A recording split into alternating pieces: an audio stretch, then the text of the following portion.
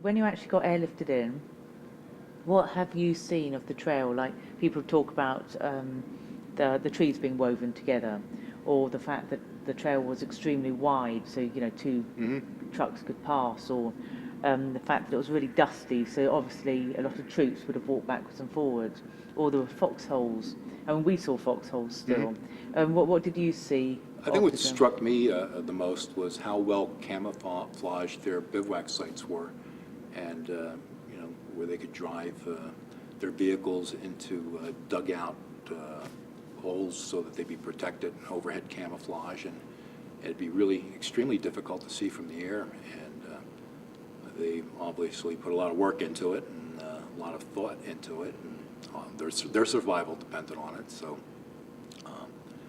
that was, I guess, the most interesting. And it also struck me, too, how the Montagnard people in those areas were impacted by what was going on. And I think they're the forgotten group in a lot of the after-action look at what took place in Vietnam along the Ho Chi Minh Trail.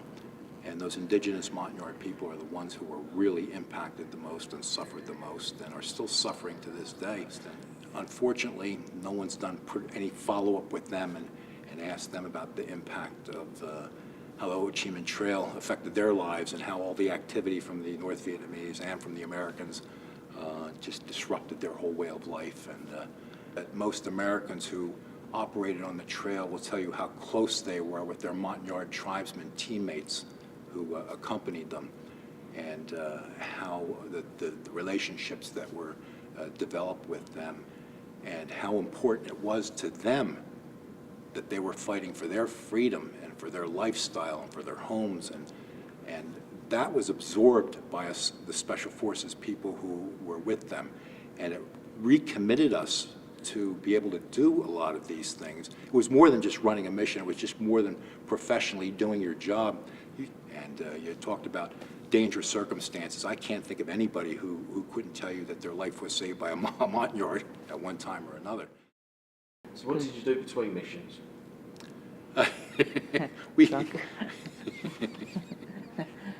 cut.